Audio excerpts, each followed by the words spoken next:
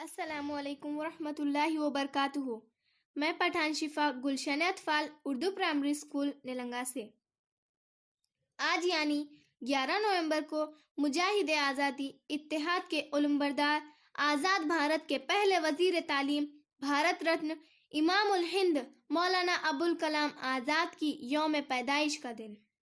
آج میں آپ کے سامنے مولانا ابوالکلام آزاد کے بارے میں مختصر معلومات پیش کرنا چاہوں گی۔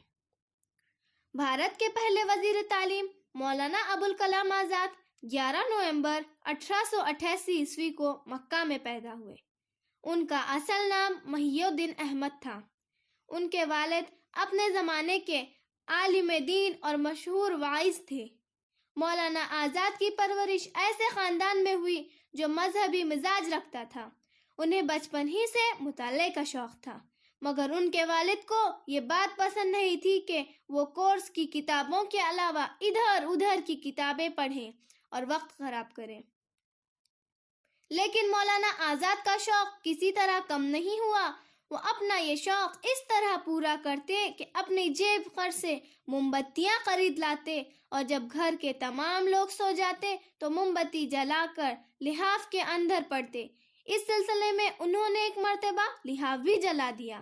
مولانا آزاد کی ادبی زندگی کا آغاز 11-12 سال کی عمر سے ہوا۔ انہوں نے 13 برس میں فارسی کی تعلیم مکمل کی۔ ان کا حافظہ بلا تیز تھا۔ مولانا آزاد نے 15 برس کی عمر میں لسان الصدق جیسے جریدے کی ادارت کی۔ بھارت کی آزادی کی جدوجہد میں مولانا کی خدمات ناقابل فراموش ہیں۔ وہ آزادی کی تحریک کے مجاہد تھے۔ مولانا آزاد مہاتما گاندھی اور پنڈت جواہر لال نہرو سے بہت قریب تھے۔ یہ دونوں بھی مولانا کی بہت عزت کرتے تھے، انہیں اپنا قریبی دوست مانتے تھے اور ان سے مشورے کرتے تھے۔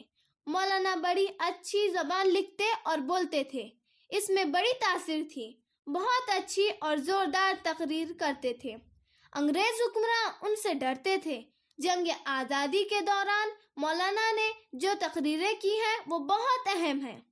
آزادی کے بعد وہ پہلے وزیر تعلیم بنے۔ وہ تعلیم سے سماج میں تبدیلی لانا چاہتے تھے۔ انسانی شعور کی ترقی کے لیے تعلیم کو لازمی سمجھتے تھے۔ عورتوں کی تعلیم کے حامی تھے۔ مولانا آزاد کے مضامین خطبات، مقالات اور مکاتیب کے مجموعے کتابی صورت میں شائع ہو چکے ہیں۔ قول فیصل، تذکرہ، مقالات، آزاد ترجمان القرآن اور غبار خاطر ان کی مشہور کتابیں ہیں۔ مولانا آزاد ایک جید عالم، عظیم خطیب، زبردست صحافی، دانشور، ماہر سیاست داں، وطن پرست، مفسر قرآن، قومی رہنما، انسان دوست شخص تھے۔ مولانا نے 13 جولائی 1912 عیسوی کو ایک اخبار الہلال جاری کیا۔ الہلال اور البلاغ کی اشاعت سے انگریزی حکومت خوف زدہ ہو گئی۔